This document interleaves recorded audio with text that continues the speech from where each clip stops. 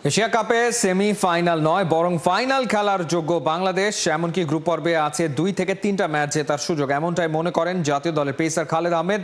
জানিয়েছেন পেসারদের ভিড়ে নিজেকে এগিয়ে নিতে কাজ করছেন, যার ফল মিলেছে গ্লোবাল সুপার লিগে। খালেদের কথা তুলে ধরছেন পার্থ বণিক। মিরপুর শেরেবাংলায় শ্যাডো বোলিংয়ে এবাদত হোসেন ইনজুরির জন্য ইন্টারন্যাশনাল ক্যারিয়ার থেকে হারিয়েছেন 2টা বছর। ফিরবেন কবে ফিরবেন একটা শঙ্কা তো ছিলই, পাশাপাশি জাতীয় দলে আবার এক ঝাঁক পেস বোলার। সবকিছুকে পাশ কাটিয়েই কিছুদিন আগে এবাদত শ্রীলঙ্কার বিপক্ষে টেস্ট খেললেন। এমন টাফ কন্ডিশন উতরে যিনি এসেছেন সেই কিনা আবার নেট বোলারকে টিপস দিচ্ছেন। জাতীয় দলে ব্যাটারদের দুর্দশার বিপরীতে পেস ইউনিটের সাফল্য এমন সব ছবির জন্যই সফল হয়েছে, যেখানে সবাই সবাইকে হেল্প করেন। প্রতিযোগিতা থাকলেও সহযোগিতা কমে না। এবাদতের মতো ন্যাশনাল টিমে থাকা প্লেয়ার হোক কিংবা শফিউল রানাদের মতো ন্যাশনাল টিমের বাইরে থাকা বোলার, কিভাবে তারা এই কম্পিটিশনে নিজেদের প্রস্তুত রাখেন সেটাই এবার পরিষ্কার করলেন খালেদ আহমেদ।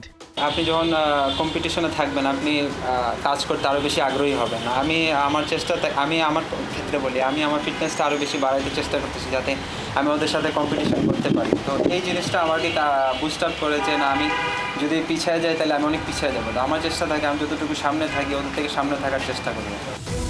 গ্লোবাল সুপার লিগে এবার রংপুর রাইডার্সের হাতে শিরোপা ধরা দেয়নি ঠিকই, তবে দলকে ফাইনালে তোলার পেছনে বড় ভূমিকা রাখেন খালেদ। 4 ইনিংসে 11 উইকেট নিয়ে হয়েছেন আসরের দ্বিতীয় সেরা উইকেট টেকার। গ্লোবাল সুপার লিগে যাবার আগে শ্রীলঙ্কার বিপক্ষে টেস্ট সিরিজের দলে ছিলেন খালেদ আহমেদ, যদিও খেলার সুযোগ হয়নি। তারপরেও টেস্ট দলে থেকে খালেদকে নিতে হয়েছিল গ্লোবাল সুপার লিগের জন্য টি-20 ফরম্যাটের প্রস্তুতি। কিভাবে নিয়েছিলেন সেটাই জানালেন এবার।